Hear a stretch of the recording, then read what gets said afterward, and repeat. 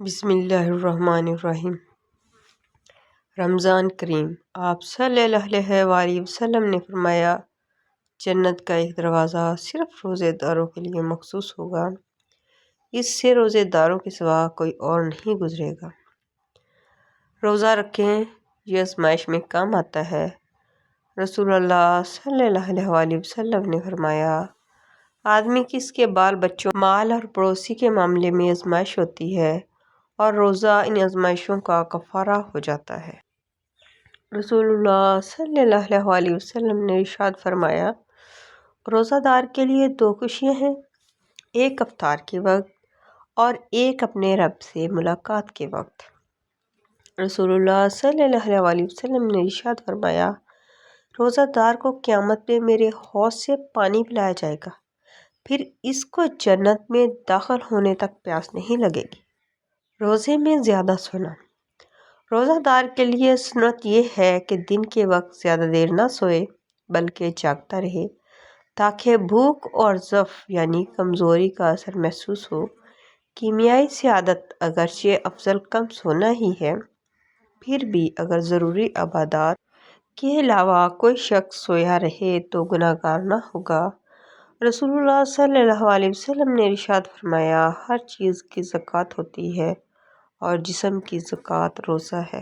رمضان صبر کا مہینہ ہے اور صبر کا بدلہ جنت ہے۔ نماز کے بدلے جنت، حج کے بدلے جنت، زکوٰۃ کے بدلے جنت، ذکر کے بدلے جنت، تہجد کے بدلے جنت، خیرات کے بدلے جنت اور روزے کے بدلے تمہیں اللہ ملے گا۔ آخری زمانے میں حق اور سچ بات کرنے والوں کو بے وقوف سمجھا جائے گا اور مکار دھوکے بازوں کو ہوشیار عقل مند سمجھا جائے گا۔ سورۃ۔ خوش قسمت ہیں وہ لوگ جنہیں یہ رمضان بھی نصیب ہوا، اور اس سے بھی زیادہ خوش نصیب ہیں وہ جو اپنے رب کو راضی کر لیں گے۔ کاش ایسا روزہ بھی نصیب ہو جس کی سحری مکہ میں اور افطاری مدینہ میں ہو۔ آمین ثم آمین۔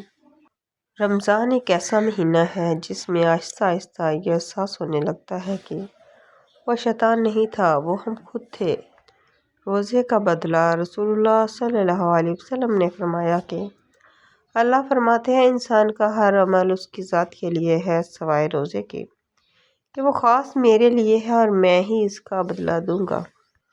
ہم رزق کو نہیں، رزق ہمیں تلاش کرتا ہے۔ نبی کریم صلی اللہ علیہ وآلہ وسلم کا فرمان ہے، بلا شبہ انسان کا رزق اس کو موت سے بھی زیادہ شدت سے تلاش کرتا ہے۔ روزے دار کا سونا عبادت ہے اور اس کی خاموشی تسبیح، اس کا عمل مقبول ہے، اس کی دعا قبول ہے۔ رمضان المبارک میں ظہر کی نماز کے بعد چھوٹی سی تسبیح پڑھتا ہوں۔ ہر مہینہ کروڑوں کماتا ہوں، یقین نہیں آتا تو آزما لو۔ اللہ یعصمک من الناس۔ ظہر کی نماز کے بعد روزانہ ایک تسبیح پڑھیں۔ آپ کو کوئی بھی مسئلہ ہو، مشکل ہو، پریشانی ہو، کوئی حاجت ہو، اس آیت سے حل ہو جائے گا۔